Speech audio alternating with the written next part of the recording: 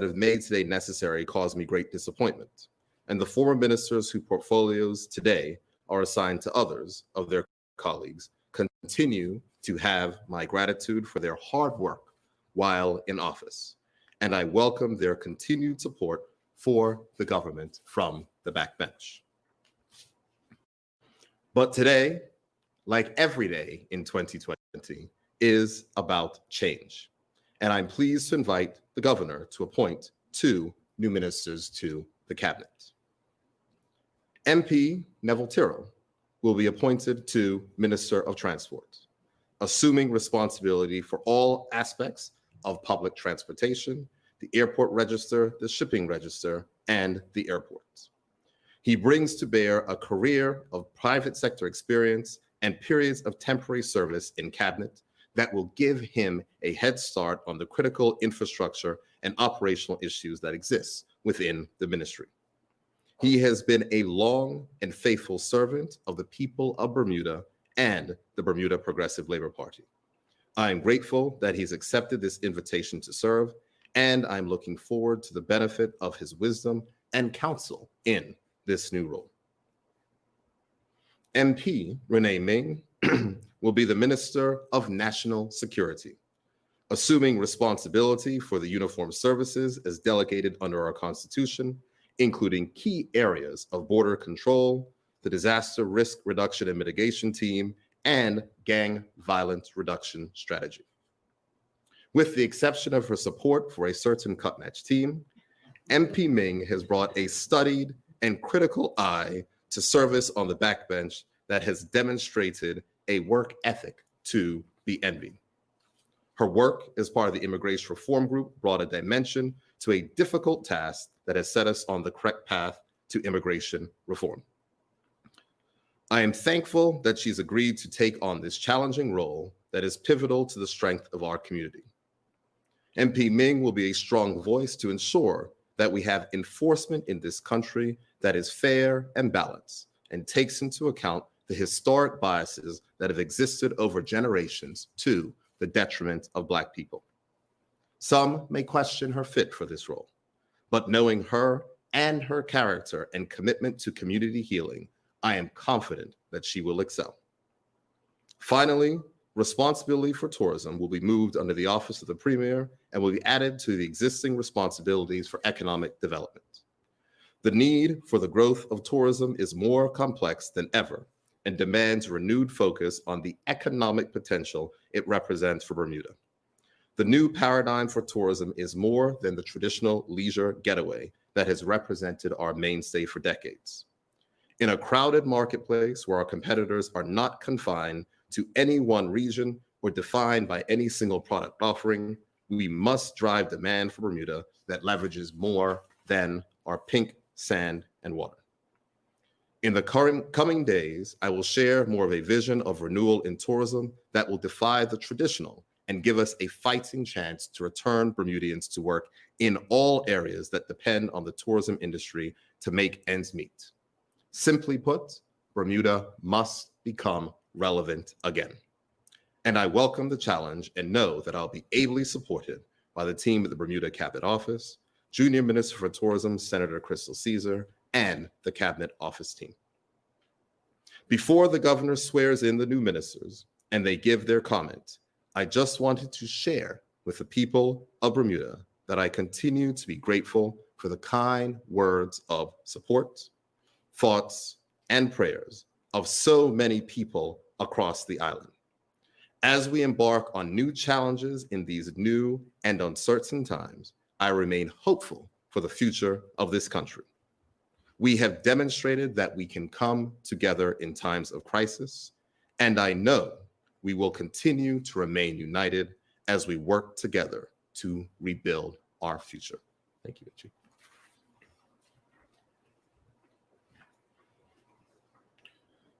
Thank you, Premier, for your remarks.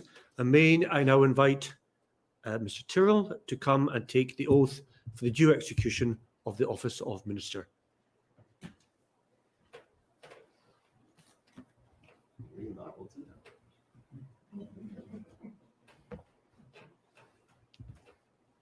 Good afternoon. I, Neville Tyrrell, being appointed a minister, do swear that I will, to the best of my judgment, at all times, when so required, freely give my counsel and advice to the governor or any other person for the time being lawfully performing the functions of that office. For the good management of the public affairs of Bermuda, and I do further swear that I will not on any account, at any time whatsoever, disclose the counsel, advice, opinion, or vote of any particular minister or junior minister, and that I will not accept with the authority of the cabinet, and to such extent as may be required for the good management of the affairs of Bermuda, directly or indirectly reveal the business or proceedings of the cabinet or the nature or contents of any documents communicated to me as a minister or any matter coming to my knowledge in my capacity as such, and that in all things I will be a true and faithful minister. So help me God. Thank you, sir. I can ask you now to join me at the signing table. Thank you, please.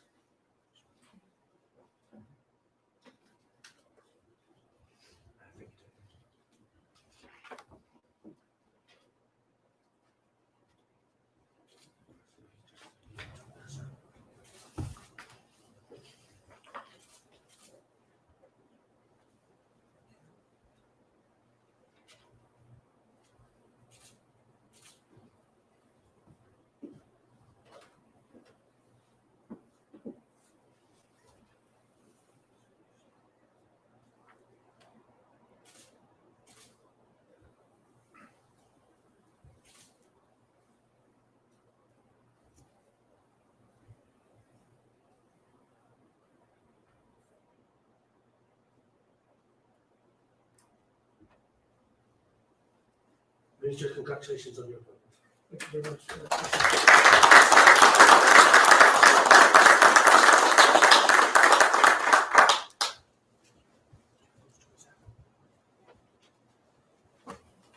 Thank you, Minister. And may I now invite Member of Parliament Ming to come and take both the oath of allegiance and the oath for due execution of the office of Minister. Madam.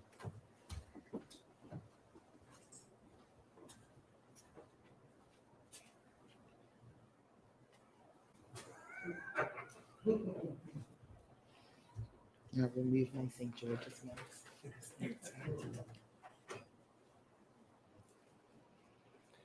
I, Renee Denise Laverne Ming, do swear that I will be faithful and bear true allegiance to Her Majesty Queen Elizabeth II, her heirs and successors, according to law. So help me God.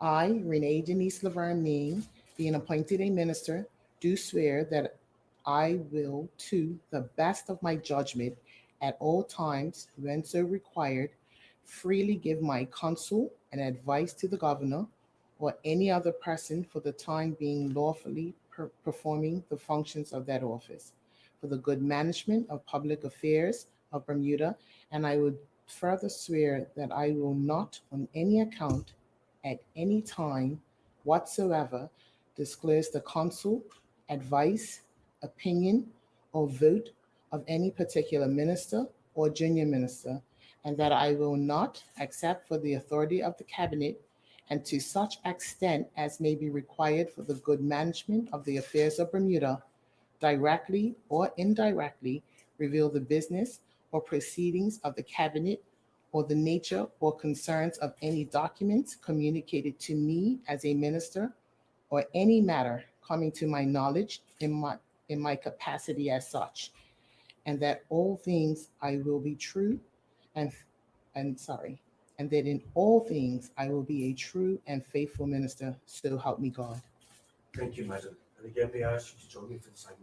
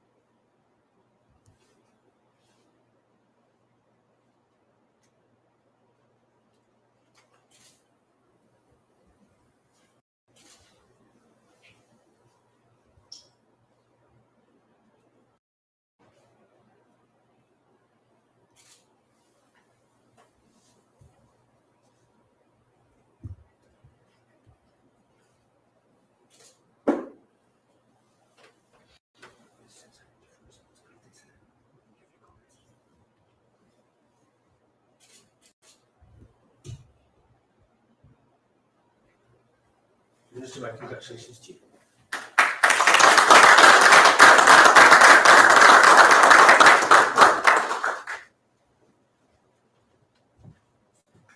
Thank you, Ministers, and let me now invite Mr. Tyrrell, if he would wish to say a few words, to do so. Please, sir.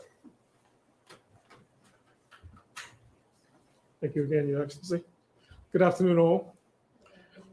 At this time, certainly would like to thank the Premier for his confidence in me and that I could take on this appointment. I certainly know that there is a lot of talent in the backbench, and you probably had some worrisome nights in making the choice, but I certainly appreciate it. And at this time, I certainly commit myself to being a minister and serving the people of Bermuda as I've always done. And I look forward to it. Thank you. Thank you, Minister. I may now invite Minister Ming to come and offer her remarks.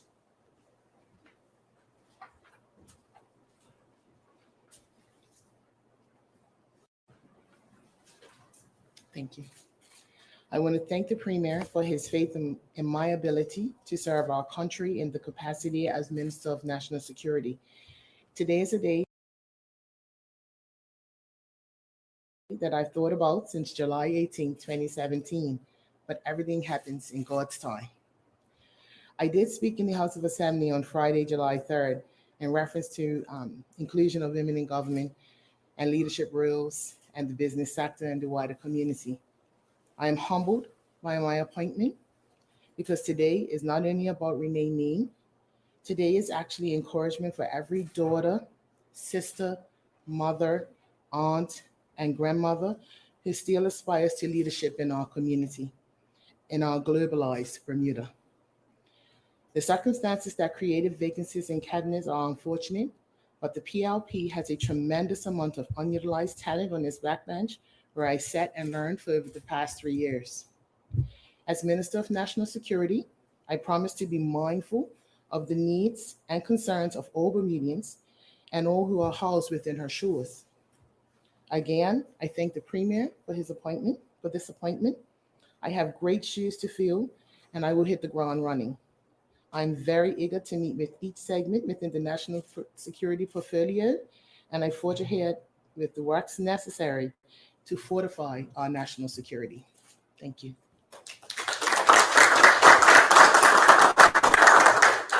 Thank you, Minister. And we now invite, there may be some questions, so may I now invite the Premier to retake the forum. Thank you.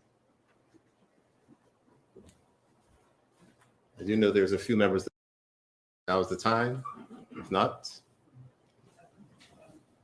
Yes, sir. Apologies for that. So you spoke of making Bermuda relevant again in terms of tourism. I know you said you'd be sharing that vision in the coming days, but could you maybe give us a bit of a preview of what some of you have planned for that? the fact is that Bermuda is close to our major markets, but we're never top of mind when people think of a destination.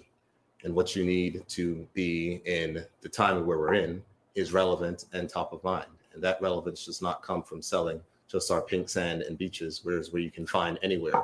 It's a question of whether or not Bermuda is a part of the conversation. It's a question of whether there's actually a demand for the product which we're offering.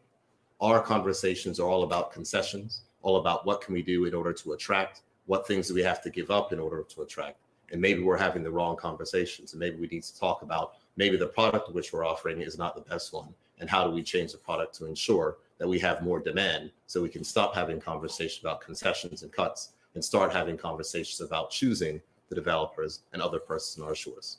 We can look to our partners, other places overseas that have done a better job of making sure that Bermuda is culturally relevant and socially relevant, and I have no doubt that we'll be able to achieve that.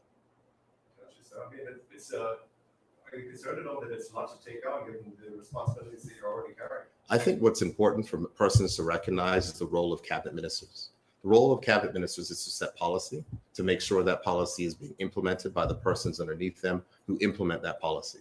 The job of the Minister of Tourism, the job of the Minister of National Security, the job of the Minister of Transport is not to police, to drive buses, to do the things or which are necessary, or even to market and tell the jurisdiction. It's to make sure that the policy of the government is being executed, and it's the focus on that policy.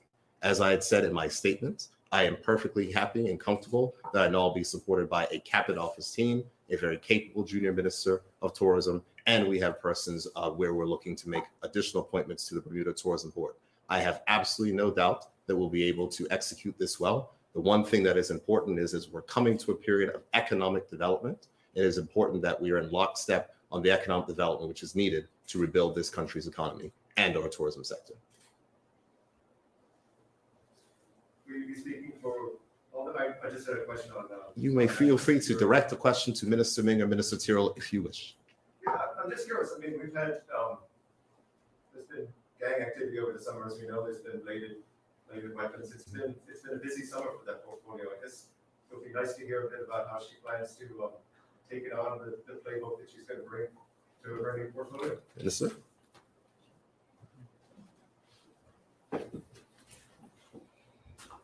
Good afternoon. I think at this time, I will still be looking into things. I'm brand new and I recognize that. So I would probably say to you to stay tuned. Allow me to get my feet on the ground. And as I said, I will hit the ground running. And I'm sure you'll be hearing from me in due course. Thank you, ma'am. Mr. Premier, may I ask, how do you envision your working relationship with the BTA? I will say this, that Glenn Jones and I are very good friends. We've been very good friends for a long time. But I've made no secret of the fact that I do not believe that in some cases and instances, the Bermuda Tourism Authority is pulling its weight. There were supposed to be changes at board level. Those were delayed due to the pandemic. They will not be further delayed. We have to make sure that we are actually doing what is necessary. And so I can be very clear, persons who are being paid twice as much as me need to make sure they're producing twice as much as me. You hinted at this, but do you have a message of hope for those who are struggling in the hospitality sector right now in connection with this new angle you may want to see taken on tourism? I will put it this way, to say that we have nowhere else to go but up. And we have done an excellent job in making sure that we've controlled the pandemic, which has allowed persons to remain in work. Not as many persons as were working before. And we're going to continue to work through the efforts, working with the new Minister of National Security, who's responsible for enforcement and making sure we take care of things, working with the new Minister of Transport to ensure that we can continue to develop our air services to Bermuda, and working with the Minister of Health to make sure that we can keep this country secure, to have more tourists coming into our shores in a safe and manageable fashion. So for the purposes of tourism, I understand and recognize what the government's policy is. The fact is that following on from the work of which Minister De Silva did, which I think is excellent, demanding accountability at the Bermuda Tourism Authority, there'll be more of that. And you mentioned the circumstances of these appointments. Referring to that, do you see senior government roles in the future for former ministers, Mr. Keynes and Mr. De Silva? We never know what the future may hold. I do not have a crystal ball. So as time goes on, the focus today, however, is not on the former ministers. The focus is on the new ministers, persons who have served their country well for a long time in a number of roles. And so from the perspective where I am, I'm excited to understand the counsel of which they will give. Last night, we got to meet to discuss some of the challenges in their ministry. The new Minister of Transport is hopping right into the frying pan with an airport that is set to open, and the challenges that are there surrounding a contract which exists. The new Minister of National Security, of course, as was mentioned by Jonathan, with the challenges of which we have on our community. But I'm certain that they will bring the correct tools to the table to continue the work and the work of which was done before. Government is continuous, and we will continue to make progress. And Mr. Premier, if I may address a question. You can address the question to any minister you wish. Security. How will you get off easy? And I simply want to ask, what do you see as job number one? I think familiarizing myself, first of all, with the ministry, and I'm well aware of the challenges that we face at this time. And I think that I'm looking forward to working with as many stakeholders as I can. I believe that We are a community in terms of Bermuda. And so as one community, I think we all need to work together to forge ahead and have a peaceful community. Thank you. And if I may have one question from the new Minister of Transport. Please. Sir. It's obviously a new step into this new role, but one of the primary concerns for many people is the safety of our roads. As you've stepped into this role, what do you think you bring in terms of perspective with that particular problem? Thank you for the question. Very interesting one. Let me say that my predecessor has actually done some very good groundwork that I hope to be briefed on very shortly. As Premier said, we only talked late last night about me taking on the role. So I would obviously love to see what it is that's ahead of me. I do know that my biggest challenge probably is going to be the airport, as Premier said, but we'll also address that as well. And final question for you, Mr. Tyrrell, the qualities you bring to this particular role. I have a wealth of experience in serving government. I've been on several government boards. I certainly have business experience as well. I've worked for 2 large companies in my career life. And in fact, I'm really supposed to be retired, but my arm got twisted. So I think I bring a wealth of experience as well. Yes. Thank you, Minister. Thank you.